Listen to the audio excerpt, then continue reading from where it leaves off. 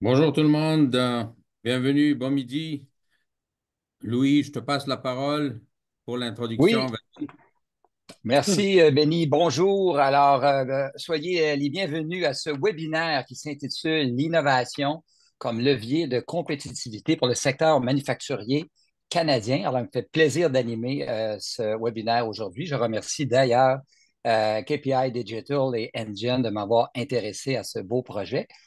Euh, donc, je suis conseiller stratégique chez Deloitte et également président de LJD Conseil. Je suis Louis J. Duhamel. Euh, Peut-être en guise d'introduction, les manufacturiers, on le sait, sont confrontés à plusieurs enjeux. C'est peut-être la fois dans l'histoire où les manufacturiers ont dû composer avec tant de défis, et notamment les perturbations par rapport aux chaînes d'approvisionnement qui continuent à créer des maux de tête aux entreprises manufacturières. Le ralentissement économique, on attend toujours cette reprise économique, on a hâte que ça reparte. L'accélération de leur transition numérique. On sait qu'on n'est pas tout à fait à la bonne place. Il faut faire plus vite.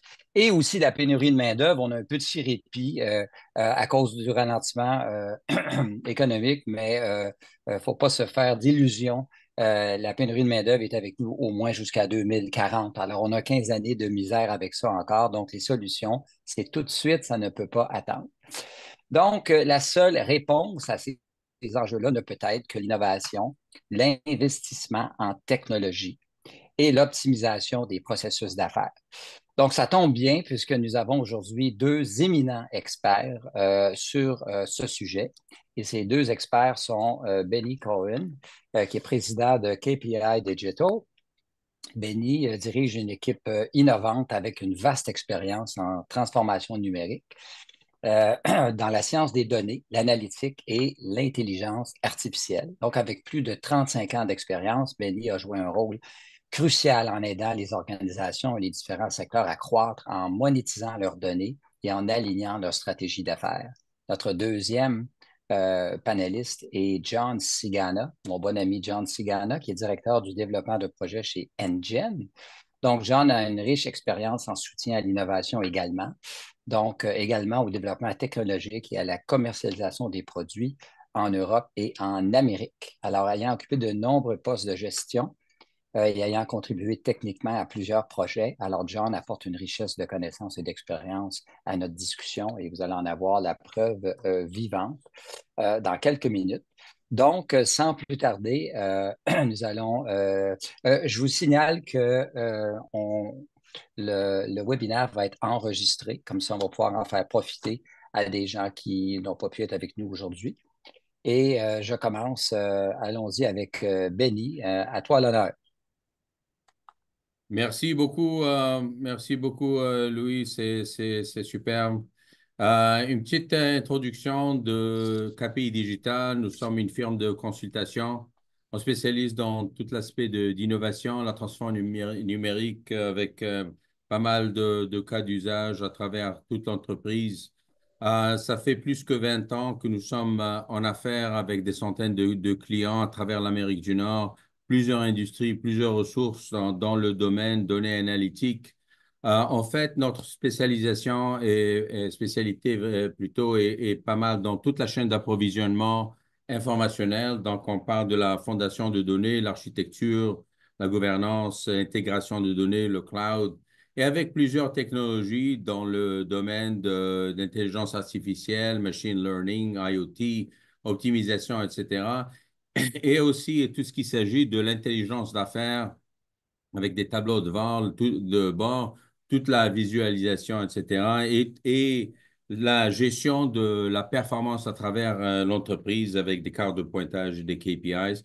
Et aussi pas mal de technologies dans le domaine de fabrication, industrie 4.0, tout ce qui est IT, OT, etc. Et tout ce qui est lac de données, Lakehouse, etc. Et tout ça pour supporter vraiment la transformation numérique qui est vraiment toutes les cas d'usage qui mènent à des bénéfices incroyables pour les compagnies dans le domaine de fabrication. Notre équipe est composée des ingénieurs de cloud, des experts BI, des data scientists et ingénieurs, tout ce qui est ingénieur de AI, ML et des spécialistes dans le domaine de manufacturier qui nous donnent la direction, plus à faire. On fait aussi affaire avec plusieurs partenaires de technologie. On travaille beaucoup avec Microsoft aujourd'hui, mais on travaille avec d'autres pour amener la meilleure technologie aux solutions que nous offrons. Euh, Nous, on n'est pas une compagnie de technologie, on spécialise dans les solutions d'affaires que nous offrons. Les technologies, c'est vraiment des enablers, mais on travaille et puis on connaît les technologies très, très bien. On travaille avec plusieurs industries. Évidemment, notre sweet spot, c'est le domaine de fabrication et tout ce qui est supply chain, mais on travaille avec d'autres industries comme l'assurance, industrie minière, commerce au détail, banque, etc. Aujourd'hui, quand on regarde l'état de l'industrie manufacturière au Canada, parmi tous les employés qui existent ici au Canada, à peu près 1,5, 1,65 millions sont composés du domaine de la fabrication. Et ce qui est intéressant, c'est que la plupart de la marchandise qui est fabriquée au Canada est exportée. Et ce qu'on voit comme tendance, c'est qu'au fil des dernières 5 ou 10 années, on voit que la fabrication se revient envers le Canada et s'éloigne de la Chine. Et comme Louis a indiqué, il y a pas mal de problèmes géopolitiques qui existent aujourd'hui, la perturbation de la chaîne d'approvisionnement, les prix qui sont élevés et pas mal d'incertitudes en général. Ce qui est intéressant, c'est que la plupart des fabricants canadiens sont pas mal optimistes de ce qui s'en vient et le futur en général. Aux États-Unis, c'est la même chose, c'est pas mal similaire. Une grosse partie des compagnies fabricants américains sont en train de ramener leur manufacture aux États-Unis et en Amérique du Nord en général. Juste l'année dernière, presque un demi-million de nouvelles emplois ont été ajoutés au secteur de la fabrication aux États-Unis. Ce qu'on voit ici aussi, c'est que les compagnies qui s'en viennent envers l'Amérique du Nord, ça continue à augmenter de 17% à 42% des compagnies qui ramènent la fabrication en Amérique du Nord. Et aussi, ce qui est important, c'est de voir l'investissement qui se fait dans ce secteur qui continue à augmenter pas mal.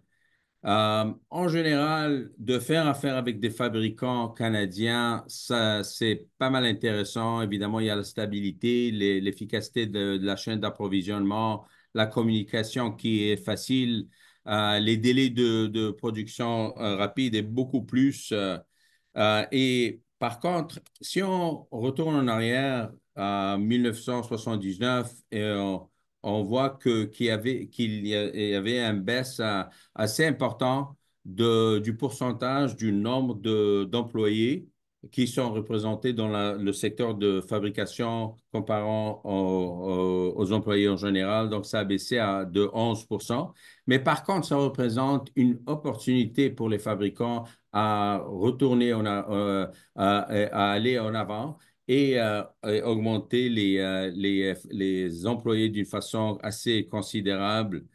La même chose avec la contribution envers le PIB que le secteur manufacturier a contribué, disons, dans cette même période, 12% de baisse, mais encore, ça représente une opportunité énorme de ramener, d'augmenter cette contribution envers le PIB d'une façon considérable. Évidemment, il y a pas mal d'opportunités, ils sont là, mais les défis sont là aussi. Et comme Louis a dit, les défis sont là. Je dirais que le plus grand défi, c'est que les coûts de la marchandise qui est fabriquée au Canada sont encore trop élevés, qui évidemment impactent la compétitivité des compagnies canadiennes en général. Donc, comment est-ce qu'on peut adresser ce challenge? C'est l'innovation, c'est l'investissement dans la transformation numérique, ça c'est clair. Quand on parle de la transformation numérique et l'innovation, c'est vraiment des outils et une direction vers laquelle les fabricants canadiens sont obligés d'aller pour rester compétitifs. Et quand on parle de la transformation numérique, on parle vraiment d'un véhicule d'exécution de toute la stratégie d'innovation. Et en fait, ça représente un parapluie de plusieurs cas d'usage à travers toute l'entreprise, et évidemment, il y a pas mal qui sont là dans le domaine de production et supply chain en général. Quand on parle des avantages de l'innovation, on parle d'avantages assez importants dans l'augmentation de revenus, dans la réduction des coûts, l'acquisition d'un avantage compétitif. Donc, on parle de plusieurs avantages assez importants et quand on regarde les retours sur l'investissement dans l'innovation en général, dans le domaine de la fabrication, encore ça aussi, c'est pas mal important. Si on parle avec les dirigeants dans le domaine de fabrication, une grosse partie des dirigeants sont très intéressés à investir dans l'innovation, sachant ce que ça peut représenter. Le défi ici, c'est que la plupart de ces dirigeants ne sont pas sûrs de comment est-ce qu'on commence, c'est quoi les avantages, c'est quoi les investissements que ça prend, c'est quoi les challenges et les défis qu'ils ont et qu'est-ce que ça peut rapporter. Donc, c'est ça qui existe aujourd'hui dans le marché. Par contre, pourtant, il y a pas mal d'informations sur les différentes technologies qui existent aujourd'hui dans le domaine de fabrication. On parle évidemment de l'industrie 4.0, 5.0, etc., qui mènent à des bénéfices en dollars, de baisse de coûts assez considérable. Évidemment, il y a plusieurs technologies ici. On parle de simulation, de l'intégration des systèmes, on parle du IoT, mais ça, c'est vraiment de différentes technologies qui mènent vraiment à une augmentation de productivité énorme, d'augmentation de la marge de profit qui est considérable et au bout de la ligne, ça mène à un certain niveau de compétitivité dans le secteur de fabrication qui est très intéressant aujourd'hui du point de vue mondial et nord-américain, évidemment. Donc, on parle de Industrie 4.0, mais aussi toute la convergence aujourd'hui des technologies de IT, OT qui mènent au smart manufacture, smart factory d'une façon assez considérable en réduction des temps d'arrêt, amélioration de l'entretien, amélioration de l'efficacité opérationnelle en général et beaucoup plus d'avantages, ça c'est clair. Évidemment, quand on parle de la transformation numérique, on parle de la transformation de l'intelligence artificielle. Évidemment, il faut parler aussi de tout ce qui est IA générative en général, qui mène à des différentes façons de voir définir la conception des produits les services après-vente, l'optimisation de la chaîne d'approvisionnement et beaucoup plus pour augmenter les ventes et réduire les coûts en général. Dans le supply chain, c'est la même chose, c'est l'optimisation des prévisions, l'inventaire, l'optimisation de toute la chaîne d'approvisionnement, tout le côté supply.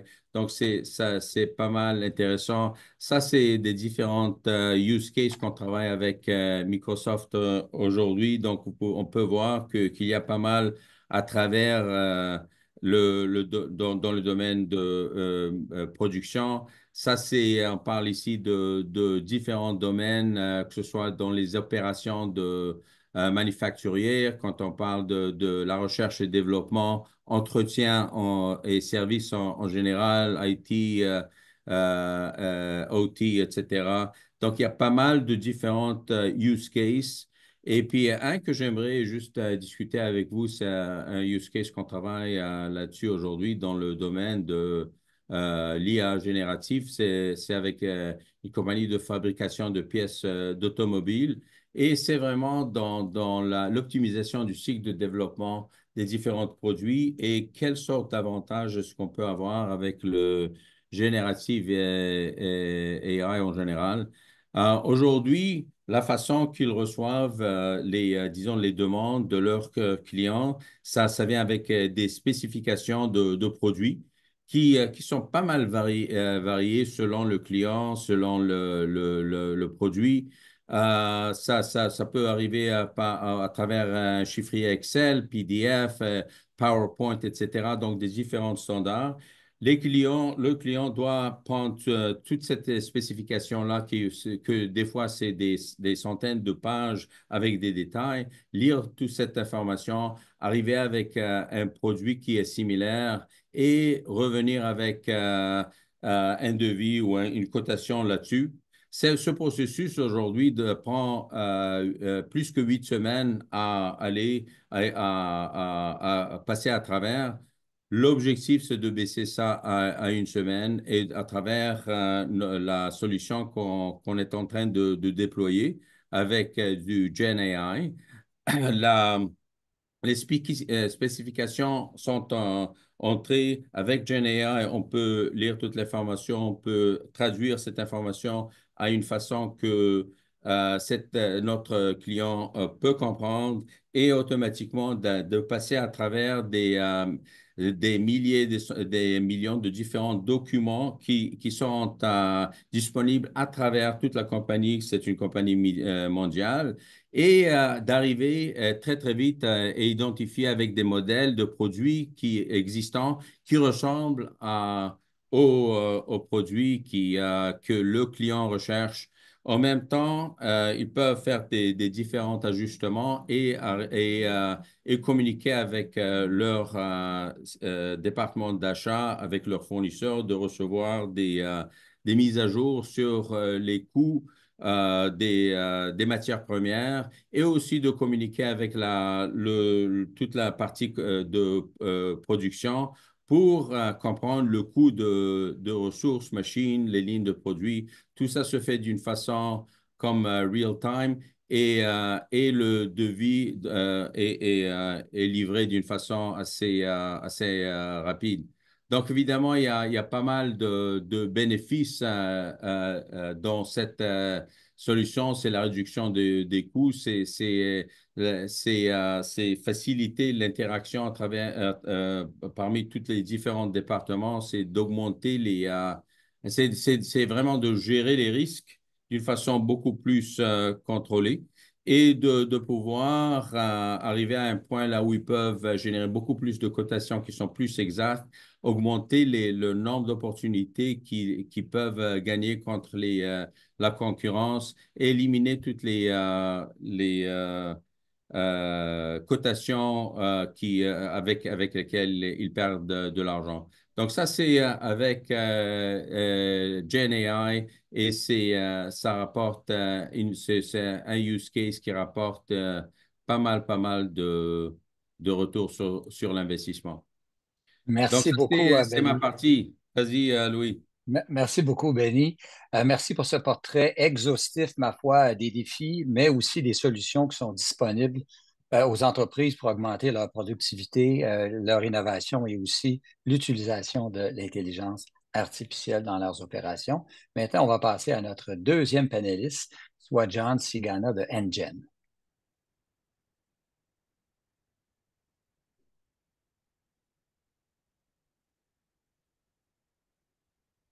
Bonjour.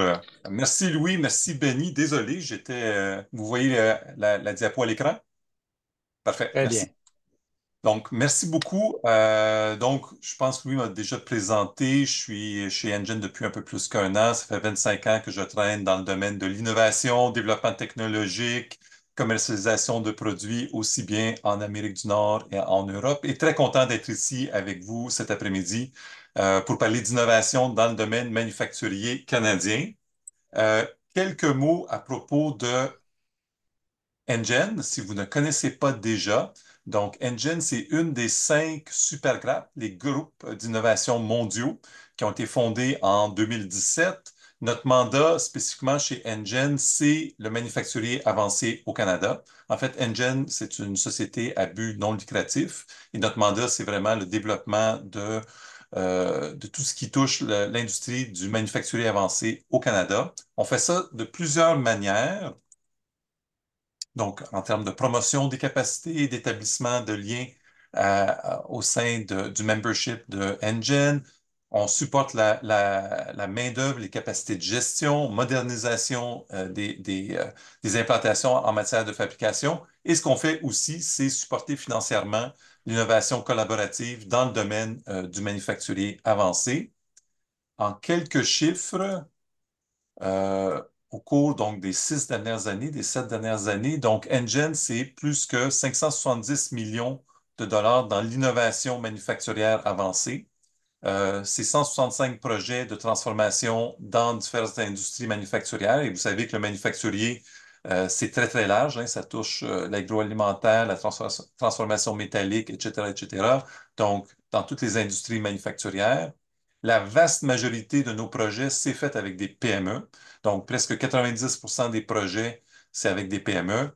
Et on a des retours sur l'investissement qui sont, ma foi, plutôt intéressants. Donc, l'ensemble de nos projets ont permis de générer presque 7 milliards de dollars de chiffre d'affaires supplémentaires pour les différentes entreprises qui ont travaillé donc sur ces projets d'innovation. Donc, Benny a parlé d'un 300% de retour sur l'investissement en termes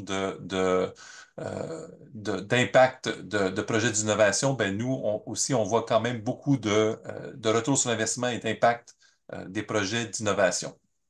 Et c'est plus de 7000 membres manufacturiers à travers l'écosystème manufacturier avancé qui sont membres de Engine. C'est tout à fait gratuit d'ailleurs de devenir membre de Engine. On a fait différents appels à projets. On va continuer à en faire d'autres sur des thématiques, des sujets divers et variés, technologie de fabrication avancée, technologie propre, manufacturier durable, transformation numérique, on en a parlé un petit peu avec Benny tout à l'heure, véhicules zéro émission, donc véhicules électriques, etc., etc. Donc, il y a quand même beaucoup de sujets qu'on a abordés et qu'on va continuer à aborder au sein des financements de Engine. Donc voilà, cette courte présentation mise de côté, je pense que le grand message qu'on a pour vous aujourd'hui, que ce soit Benny, que ce soit Louis, c'est vous n'êtes pas seul. On comprend que ça peut faire peur. Donc cet aspect d'innovation, toujours l'aspect risque, le potentiel échec. Ça prend des gens. Donc, Louis a parlé aussi déjà de pénurie de main-d'œuvre. Donc, les ressources humaines, ça ne se fera pas tout seul. Donc, quels sont les gens qui vont pouvoir travailler là-dessus? Les ressources matérielles et financières. Donc, comment on fait pour aborder un projet d'innovation? Donc, on est tout à fait conscient que se jeter un peu dans le vide dans ces projets d'innovation, ça peut faire peur. Le message, en effet, c'est vous n'êtes pas seul. Selon le Conseil de l'innovation du Québec, c'est plus de 600 programmes qui existent, aussi bien des programmes fédéraux, provinciaux, régionaux, locaux. Donc il y a de l'aide pour vous accompagner dans ces démarches-là. Engine, c'est un programme parmi tant d'autres, hein. Je n'ai pas la prétention de dire que c'est le seul programme qui existe. Au contraire, il y en a beaucoup d'autres avec qui on collabore et on travaille pour aider les entreprises.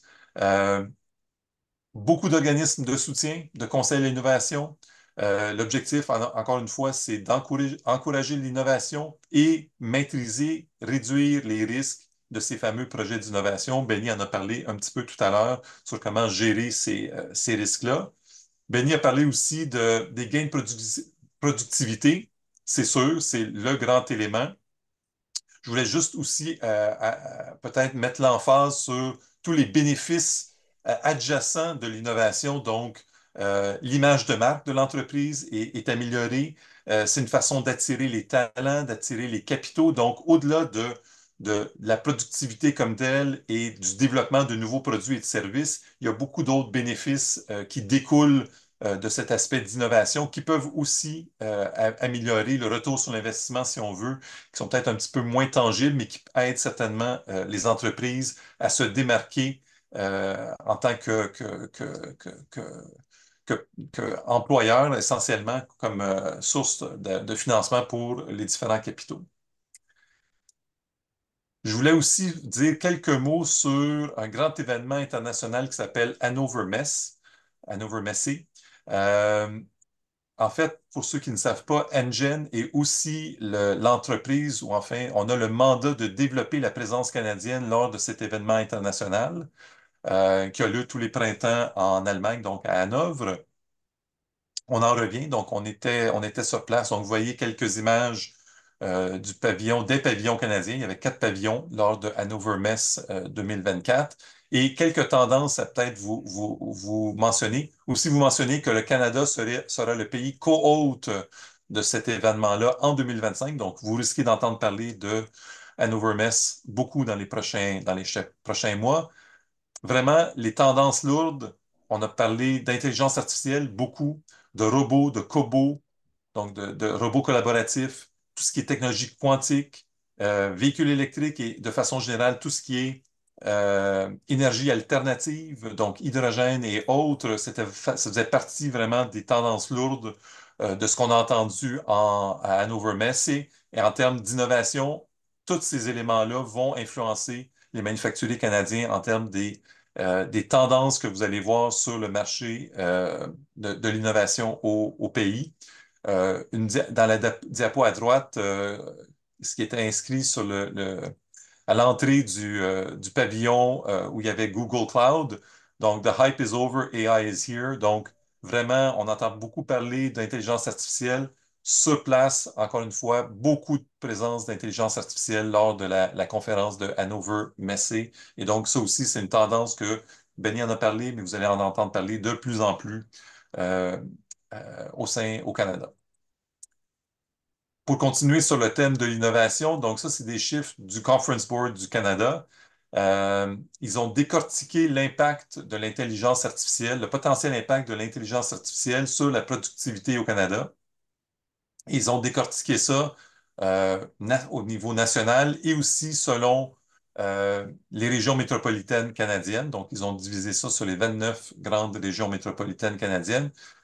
L'impact sur la productivité est estimé à environ 2%, donc 1,97% pour l'ensemble du pays et des régions métropolitaines comme le Grand Montréal, donc qu'on voit ici dans le quatrième, donc à 2,14, donc surperforme légèrement la performance nationale. Donc, il y a certainement un avantage pour grande région métropolitaine de Montréal pour se démarquer en termes de participation par rapport à l'intelligence artificielle et la productivité.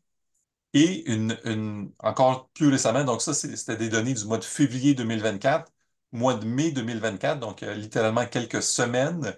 TD, donc la Banque Toronto-Dominion, qui elle aussi fait une analyse de l'intelligence artificielle et comment ça peut permettre de combler cet écart en termes de productivité. Donc, on est tout à fait dans le thème de la rencontre puis de la présentation d'aujourd'hui. Donc, eux estiment une augmentation de productivité entre 5 et 8 Je pense que c'était plus large que l'industrie manufacturière. La première étude était vraiment manufacturière. Celle-ci est plus large que uniquement le manufacturier. Donc, c'était 5 à 8 qui était indiqué sur les 10 prochaines années par rapport à l'impact industriel. Donc, c'est des tendances lourdes auxquelles on ne pourra pas échapper, je pense, dans les prochaines années. Je veux terminer peut-être avec 2 études de cas, 2 exemples concrets de projets que Engen a financés par le passé et les impacts que ça a donné en termes d'impact sur la productivité. Donc, voici une liste de projets récemment appuyés par Engen. Je ne les passerai pas tous en revue, mais les 2 premiers, je vais faire peut-être un petit focus sur ces 2-là pour vous donner quelques exemples concrets de ce que ça représente un projet au sein de Engen. Donc, le premier, c'est un projet, donc c'est toujours des projets collaboratifs que Engen finance. Donc, c'est une collaboration entre 2 entreprises, donc Flex and Gate puis eCamion, et leur projet, c'était en fait le développement d'un centre d'innovation de batteries Donc, on est dans les véhicules électriques, on est dans les batteries pour véhicules électriques. Le projet dans son ensemble, c'est un projet de 8 millions de dollars et le financement de Engen était de 4 millions de dollars sur ce projet-là. Euh, et quel était l'objectif du projet? Donc, les partenaires se sont concentrés sur l'innovation en termes de processus de fabrication. Donc, c'est ce que finance Engen. Ce qu'il faut savoir, c'est que le processus de fabrication de batteries est assez, un, complexe et deux, prend du temps. C'est-à-dire, la première charge qu'on impulse, qu'on donne à une batterie, va en fait va donner les caractéristiques de la batterie pour l'ensemble de sa durée de vie. Et dans le cadre de ce projet-là, les deux partenaires ont travaillé sur donc plutôt que d'avoir un revêtement qui serait peinturé, qui serait humide, donc ils ont travaillé sur le développement d'un revêtement qui pourrait être sec. Donc essentiellement, on est capable d'éliminer tout le temps de séchage de la batterie. Il y a aussi contrôler les caractéristiques du mélange de la pâte qui consiste, qui est utilisée pour faire la batterie elle-même. Donc, en utilisant à la fois des senseurs thermiques et optiques, ils ont été capables d'optimiser et de suivre le temps de mélange, donc assurer la qualité, le contrôle de qualité de la production de la batterie, tout en gardant ses caractéristiques chimiques. Donc, ils ont réussi à réduire ce temps de mélange qui prenait 12 heures par le passé, donc en utilisant cet aspect d'intelligence artificielle et contrôle thermique et optique, ils ont réussi à baisser ce temps de 12 heures à 3 heures. Et donc, comme je disais, donc, de l'IA prédictive, lui, lié aux technologies de vision thermique et optique, ont permis d'obtenir ceci. Et au final, le résultat de ce projet-là, c'est ils ont été capables de doubler la productivité. Donc, typiquement, l'ensemble de toutes ces démarches, et bien sûr, j'ai pas passé en détail toute la fabrication de la batterie, c'est un processus qui pouvait prendre jusqu'à 6 jours pour être capable de construire la batterie et impulser sa première charge.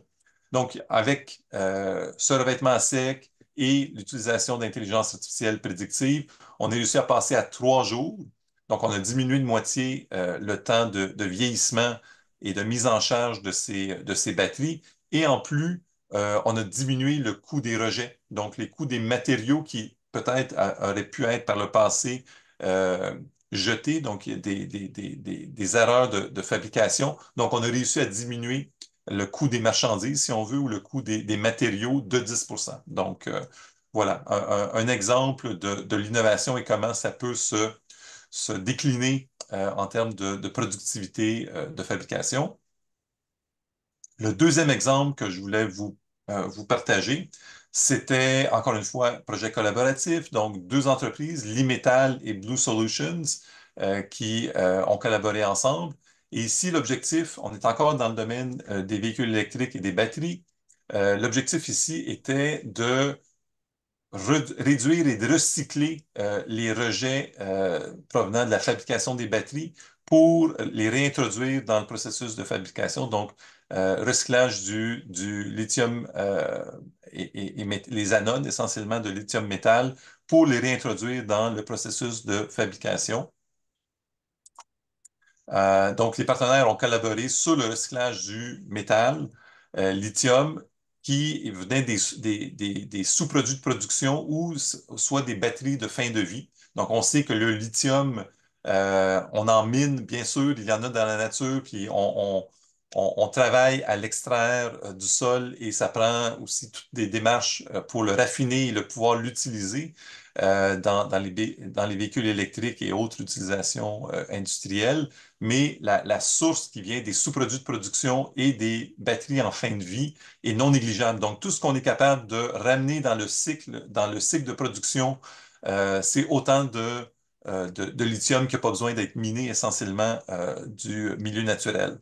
Donc, le lithium a été traité, donc une nouvelle technologie d'affinage qui a été mise au point.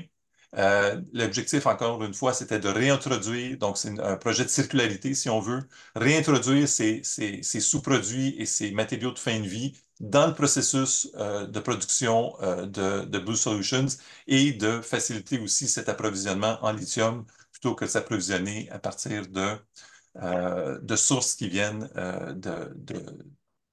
des mines essentiellement. Donc, en termes de productivité, on a démontré que le recyclage était possible, ce qui donnait accès à des nouvelles sources de lithium et donc diminution du risque en termes de chaîne de valeur et chaîne d'approvisionnement pour le fournisseur. Voilà, donc dans les en guise de conclusion, puis je passe la parole ensuite à Benny, je pense, pour fermer la présentation. Je pense que dans nos présentations respectives, donc l'objectif, c'était de montrer que l'innovation et productivité vont de pair, que oui, il y a des risques qui sont potentiels par rapport à se lancer dans des projets d'innovation, mais qu'il y a des acteurs, il y a des organismes qui sont là pour soutenir l'innovation, accompagner les entreprises et les faire rayonner dans leurs actions d'innovation. Puis l'innovation, ben, c'est permettre de se positionner pour l'avenir. Donc, le grand message, c'est qu'il faut se lancer et prendre les premiers pas dans ce domaine-là. Et je vous laisse avec un proverbe en guise de conclusion. Donc, le meilleur moment pour planter un arbre, c'était il y a 20 ans. Et le deuxième meilleur moment, c'est maintenant. Donc, c'est ça un peu le message, c'est de faut se lancer dans ces projets d'innovation euh, pour se positionner pour l'avenir. Donc voilà, ça termine ma partie. Merci Louis, merci Benny. Je pense, Benny, Oui, tu as merci quelques... beaucoup, John. John, ça va être à mon tour. Merci beaucoup. Alors, John, je pense que tu as fait la démonstration hors de tout doute que Engine est incontournable comme point de chute pour les entreprises qui veulent développer des projets de fabrication avancée, autant pour de l'aide financière que de l'aide technique. On va y revenir, je l'espère, dans la période de questions. Mais maintenant, d'ailleurs, pour les participants au webinaire, préparez vos questions. Donc, on aura une période à la fin. C'est souvent le meilleur moment d'un webinaire quand on a la chance d'avoir une relation avec l'auditoire et pour être pertinent, mais c'est de répondre chirurgicalement aux interrogations que vous pouvez avoir. Alors, vous pourrez mettre vos questions dans le chat. Alors maintenant, on retourne du côté de Benny qui va nous partager certaines meilleures pratiques sur la façon de commencer le parcours d'innovation, son parcours d'innovation pour une entreprise. Benny, à toi. Excellent. Merci beaucoup, Louis, merci, John.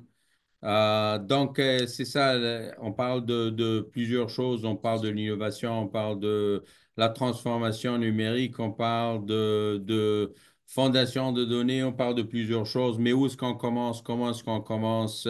Ça, c'est toujours une bonne question. Donc, si on peut passer en général, ce qu'on essaye de faire, c'est en comprenant c'est quoi la vision de l'entreprise, c'est quoi la stratégie d'affaires que l'entreprise a, où est-ce qu'ils s'en vont.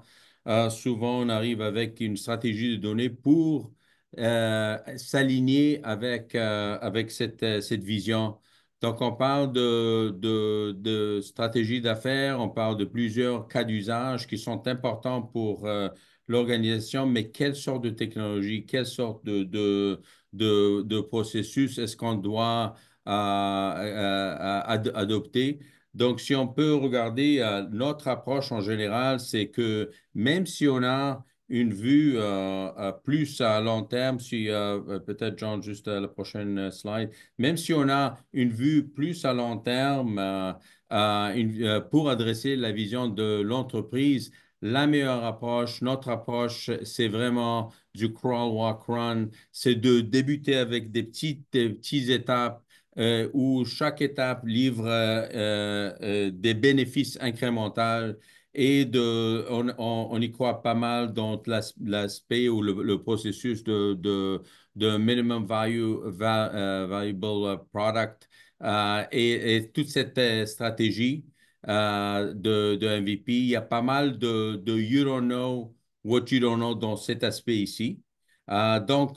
Cette approche elle marche parce que ça livre de la valeur, on peut comprendre c'est quoi la valeur, et là, on peut continuer, même si on a une vision, même si on a une carte routière, un roadmap d'aller, on commence dans des petites étapes.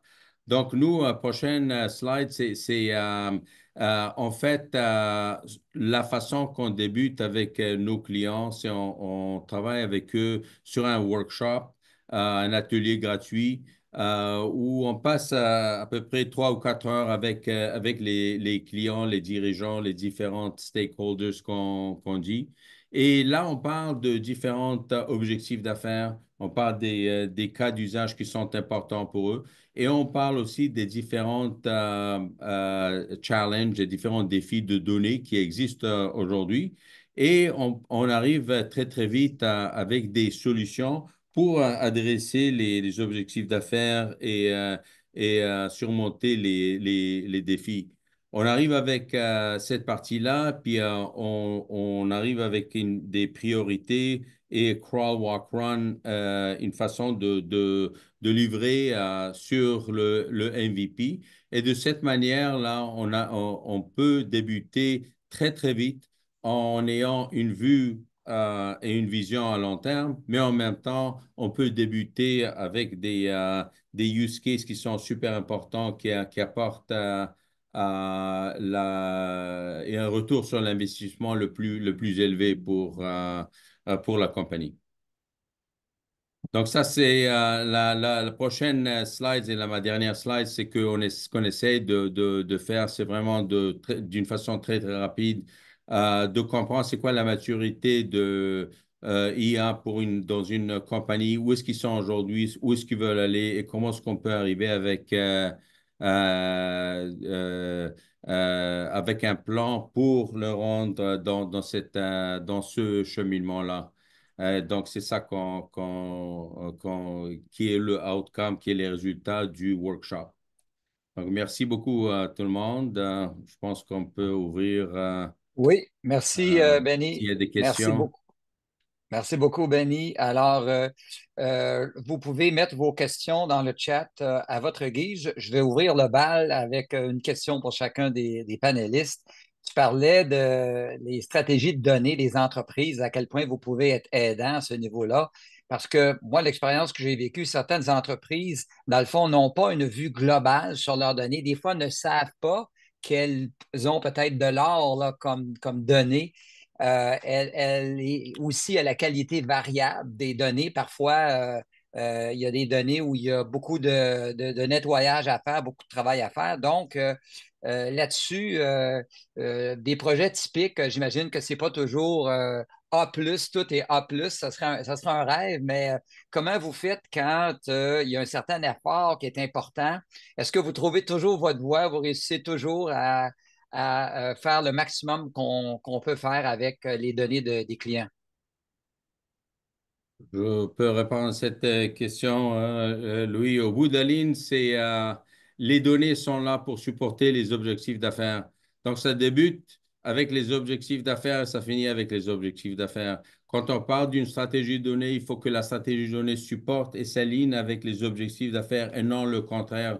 Il y a un grand challenge qui existe aujourd'hui, c'est que il y a plein de dirigeants dans le domaine affaires qui veulent, disons, exécuter contre certains use cases, contre certains cas d'usage, mais ils n'ont pas les données. Les données ne sont pas clean, ils sont pas disponibles. Donc, il y a plein de challenges. Donc, un cas d'usage qui doit être livré et ils s'attendent que ce soit livré dans 3 mois, donc ça prend 3 ans. Et puis, ils ne peuvent pas comprendre comment ça se fait que ça prend tellement de temps. Tout l'aspect de IA, c'est supposé d'être magique et puis il n'y a pas de la magie. Donc, comment ça se fait que ça prend du temps? Comment ça se fait que ça coûte plus que ça devrait? Toutes ces questions-là sont très, très valides, mais comme n'importe quelle autre construction, ça prend une bonne fondation de données et cette fondation de données supporte cette innovation. Et je comprends que chez KPI Digital, vous êtes habitué à cette complexité, vous êtes habitué à trouver des solutions qui vont justement permettre à l'entreprise d'atteindre leurs objectifs d'affaires. J'ai une question pour John maintenant. John, c'est sûr qu'on aimerait, puis Benny en a parlé dans ses statistiques tout à l'heure, on aimerait que davantage d'entreprises activent rapidement leur transition technologique et numérique et aller vers l'intelligence artificielle et tout ça. On aimerait que ça aille plus vite, mais au Canada, disons qu'il y a encore un peu de travail à faire. Et souvent, les obstacles, on les entend trop. C'est complexe. J'ai pas le financement. J'ai pas les ressources qualifiées. Alors, il y a toujours une excuse ou des excuses pour ne pas bouger. Qu'est-ce que tu dis, John, aux entreprises et qu'est-ce que NGN peut faire pour donner confiance à une entreprise et lui dire que ces obstacles-là, on peut les enlever du chemin? Oui, merci Louis. Bonne question. Puis vaste question. Je suis pas sûr on va pouvoir pleinement y répondre, mais c'est sûr que, bon, encore une fois, notre mandat, nous, c'est le manufacturier avancé, donc je n'ai pas la prétention de répondre pour l'ensemble de l'industrie puis l'ensemble de tout ce qui se fait en innovation, mais c'est sûr qu'un de nos mandats, c'est en effet de mettre en lien, mettre en relation les entreprises pour qu'elles puissent travailler ensemble, pour qu'on puisse déjà, bien identifier ce que disait Benny, je partage entièrement, c'est-à-dire, on ne fait pas un projet d'intelligence artificielle pour le plaisir de faire un projet d'intelligence artificielle. C'est pas parce que c'est un pet project qu'on veut le faire. Il faut vraiment que c'est quoi les objectifs, qu'est-ce qu'on veut faire, comment on veut y arriver. Et donc, l'innovation s'insère dans cette vision un peu plus large que uniquement faire un projet d'innovation ou de recherche. Mais une fois que cet alignement est fait au niveau de la stratégie, c'est là où comme Engine ou d'autres programmes de financement peuvent rentrer en ligne de compte, faire des liens, mettre les gens ensemble, trouver les vraies problématiques sur lesquelles travailler, dérisquer les projets dans notre cas, subventionnant, donc en remboursant une partie des dépenses qui sont éligibles. Je pense que c'est autant de manières pour permettre ou donner confiance aux gens, les accompagner bien sûr dans ce processus-là, puis on n'est pas les seuls encore une fois, mais on les accompagne tout au long du processus de dépôt de demande de subvention et ensuite le suivi aussi, le monitoring, donc le suivi du projet. Dans la durée, ça aussi, c'est quelque chose que, on s'assure de faire pour que les projets soient des succès et que les entrepreneurs qui ont essentiellement investi dans ces projets-là ben, retrouvent les bénéfices de ces investissements-là.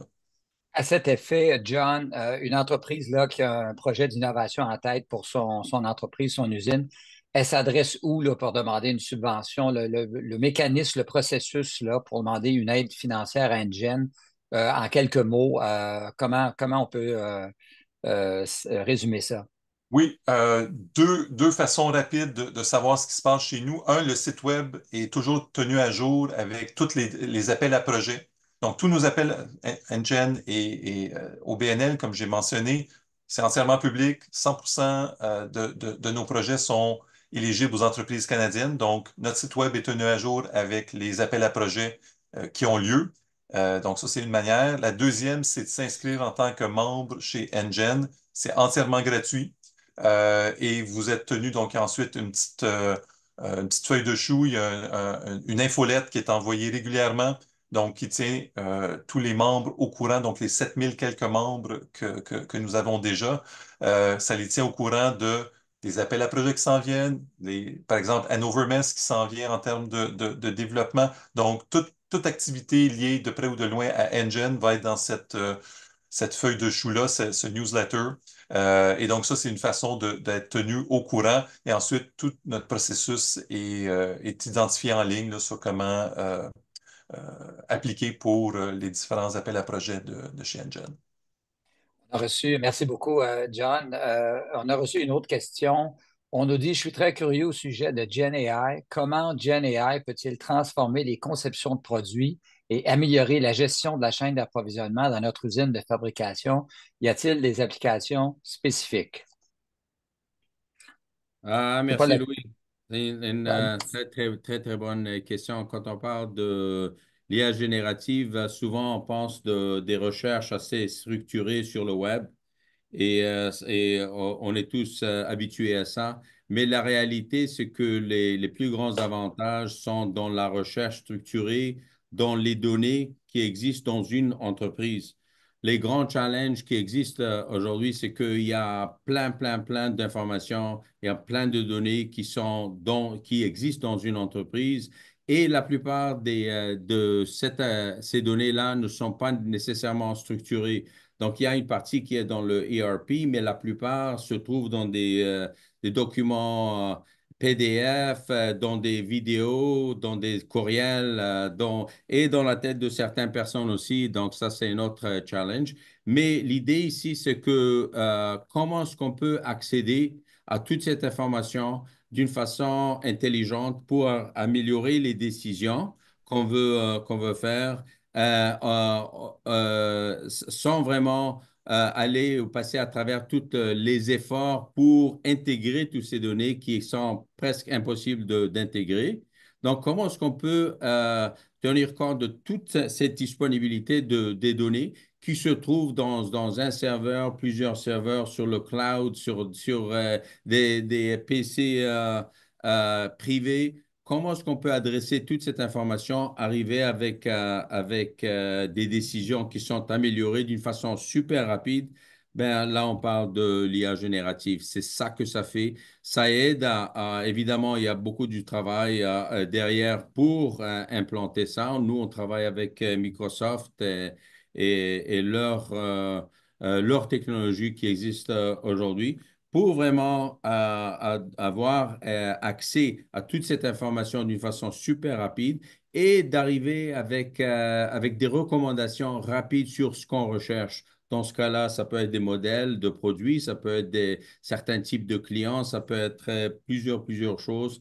Donc, l'IA générative devient de plus en plus super important pour les entreprises en général et surtout les entreprises surtout les fabricants.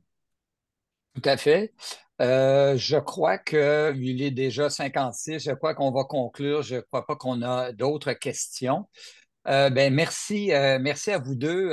S'il y a quelque chose, moi, qui ressort beaucoup du webinaire, c'est que les entreprises ne sont pas seules. Alors, il n'y a pas d'excuse pour ne pas aller de l'avant dans des projets de fabrication avancée, de transformation numérique, des projets d'exploitation de données, etc. Et que l'aide technique de KPI Digital, par exemple, et l'aide financière de NGN est au rendez-vous. Et on est gâté au Québec, au Canada, avec un écosystème d'appui aux entreprises comme on a, qui est de grande qualité. Alors, les entreprises ne devraient pas trop y réfléchir parce que le coût de ne pas bouger peut être assez important. Donc, c'est pas comme s'il faut y aller. C'est quand on y va, puis on y va le plus vite possible.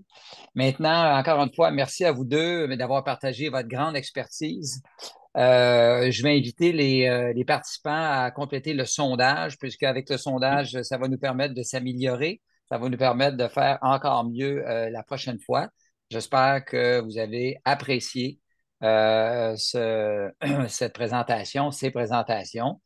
Et je vous laisse là-dessus. Vous n'êtes pas seul.